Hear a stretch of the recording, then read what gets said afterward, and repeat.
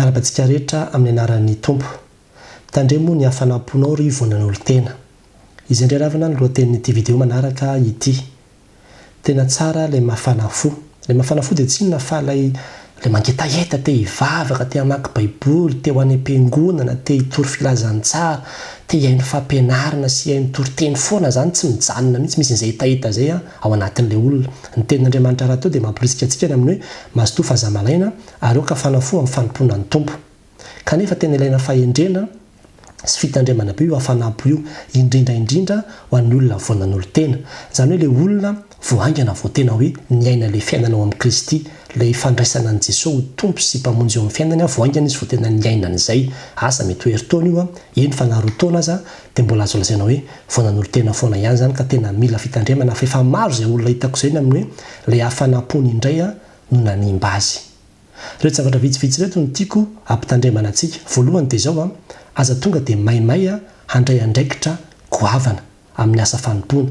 I Timote dia tena nampianarin'i Paoly izany mihitsy. Any amin'ny Timote voalohany toko 7:1 dia tena nampianarin'i Paoly mihitsy izy ny amin'ny hoe ny mpitandrina ozy izy dia tsy izay zaza avao amin'ny finoana fandrao hieboebo foana izy ka ho latsaka amin'ny fanamelohan'ny Satana. Izany hoe matoa Paoly ny teny izany dia misy dikany hoe ny mpitandrina dia tsy olona hoe voaingana vao nivavaka, zaza vao amin'ny finoana ozy izy. Izany hoe olona vao miana mandeha amin'ilay fiainanao amin'ny Kristy tsy tonga dia homena ho andraikitra goavana be fa tsy zakany dia ho tafalatsaka amina fiebebona izy dia ho lasa tafiditra anatin'ny fandriky ny devoly.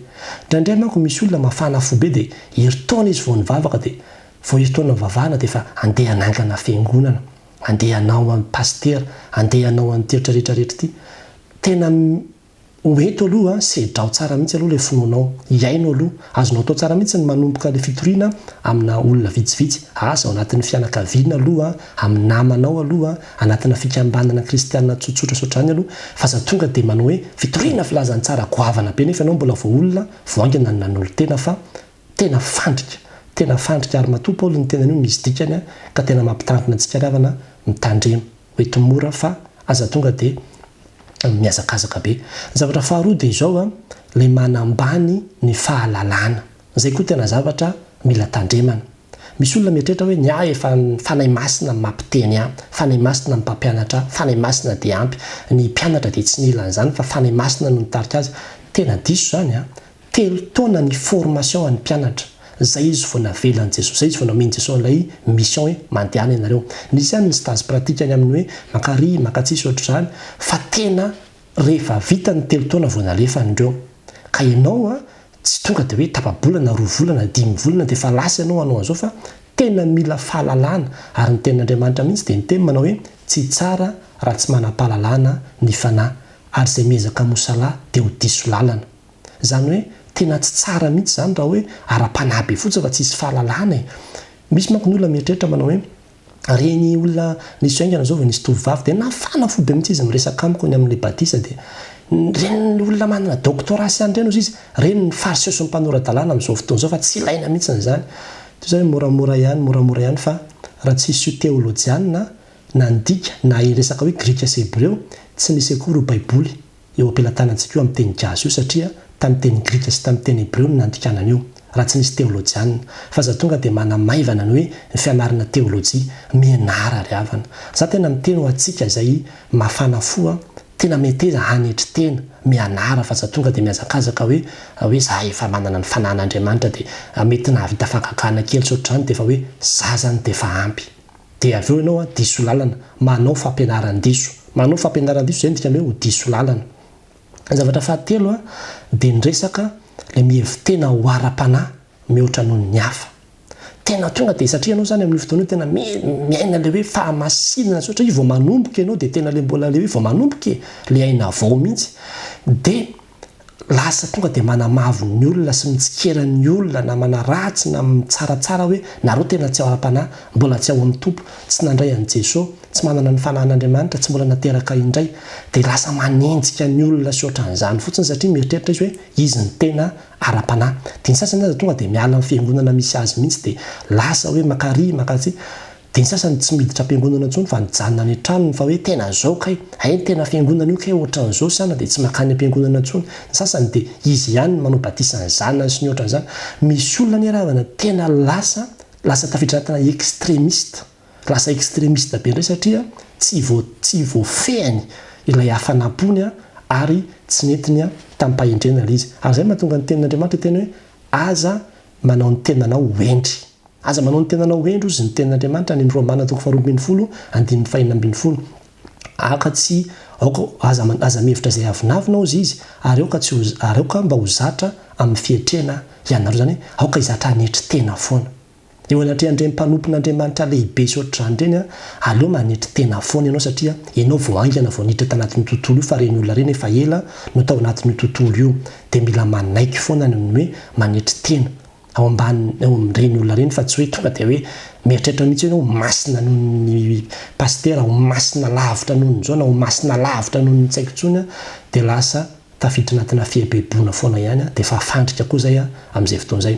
Dia ny zavatra farany dia ilay mangila tsofina enona daholo ty karazana fampianarana rehetrarehetra amin'ny internet ity. Zay koa tena zavatozy. Dia indray ilay fampianarana ohatran'ny hoe zavatra mistika, zavatra ohatran'ny hoe zavatra misy mystère reny dia aza resaka illuminati, resaka hoe zao fitenenina fiteny tsy fantatra, fanaovana miracle, resaka hypnose, ohatran'izany lasa miintéressé anao, resaka psychologie sy any. Tena mila mitandrina fa rehefa tsy mahay koa dia lasa tafaloroboka anatina fampianaran-diso. Ny tenin'Andriamanitra miteny manao hoe fataro ny zavatra rehetra azony mafy izay tsara dia ho an'ny kristianina tany Tesalonika iny. Jereo tsara amin'ny Baiboly fa ny kristianina tao Tesalonika dia olona tena hoe tsara toe-panahy, olona efa afaka manavaka ny hoe ty tsara ty ratsy, fa tsy olona vao manomboka mbola vao mamantatra hoe ty ve tsara sa ratsy dia tonga dia hoe fataro ny zavatra rehetra. Ary misy toy ihany koa hoe fadio ny fanao ratsy rehetra, fa misy zavatra tonga dia fadiana fotsiny fa tsy mila fatarina akory. Ka tena hoe tandremo ny tokony atao dia izao sorsa na hoe loharano azo antoka tokana ihany aloha trandrahana. Aza tonga dia mihaino n'ity karazany zavatra rehetrarehetra ity fa ianao vao manomboka, ianao anatin'ilay fanamponao dia ianonao daholo tsy malevina an'ilay izy amin'izay ianao, tsy malevina an'ilay izy amin'izay ianao dia rehefa tsy levinao ilay izy dia lasa maharikibo ianao. Dia izay mahatonga ny olona mipatitaka tsy zakany intsony dia hoe tsy mety intsony fa za hiala amin'ity fiangonana ity na za hanao an'izao fa kay tena tsy misy ny ohatranao hay ohatran'izao kay ohatran'izao nefa mbola tsy tena nandalina tsara akory izy ilay zavatra rehetrarehetra. Dia mila hitandremana izany rehetrarehetra izany. Inona raha izany ny tokony atao? Ny tokony atao dia tsotra fotsiny. Voalohany mitadiavy ianao zoky ara-panahy hitarika anao. Zay zany aloha ny tena zava-dehibe. Ny kristianina rehetra dia tokony hanana zoky ara-panahy daholo hitarika azy. Izany hoe olona afaka tena hoe hanoro-hevitra azy.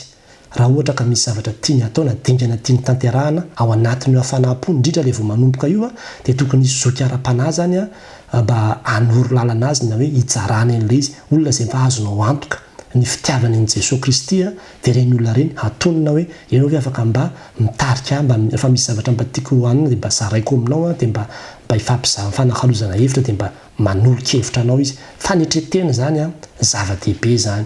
Ilaina zany mba tsy tonga anao anaonao foana ao anatiny. Misy any olona tena tonga dia miala amin'ny asany. Misy miala amin'ny asany mihitsy hoe za hiala amin'ny asako fa hanao an'izao nefa olona vao nanolo tena. Za raha tadidiko mihitsy ny hafanam-poko tamin'izany 40 taonako izany ohatrany hoe tena ohatrany hoe tsy ety ambony tany intsony. Dia nisy fotoana raha tena niteny tamin'ny mamanay mihitsy amin'ny hoe za raha mandroaka devoly za hoe indray mandeha ihany mandroaka an'io fa za tsy mandroaka an'io be dehibe izany fa Jesosy Kristy rehefa nandroaka devoly teny ray daholo ihany fa tsy izany teny miverimberina izany. Zany no niteneniko. Ary za mino izany fa finoana io ohatra. Tozy mamanay sady nimeza amin'ny mamanay tamin'izany fotoana tozy mamanay hoe moramora ihany, moramora. Ary tena marina ilay izy. Fa rehefa tateoriana lasa mpiandry fa tena tsy tafavoaka tokoa ilay izy tsy nety tokoa ilay zavatra nieritreretiko. Ka izay niteneniko antsika hoe lasa diso lalana ianao raha vao tsy mitandrina.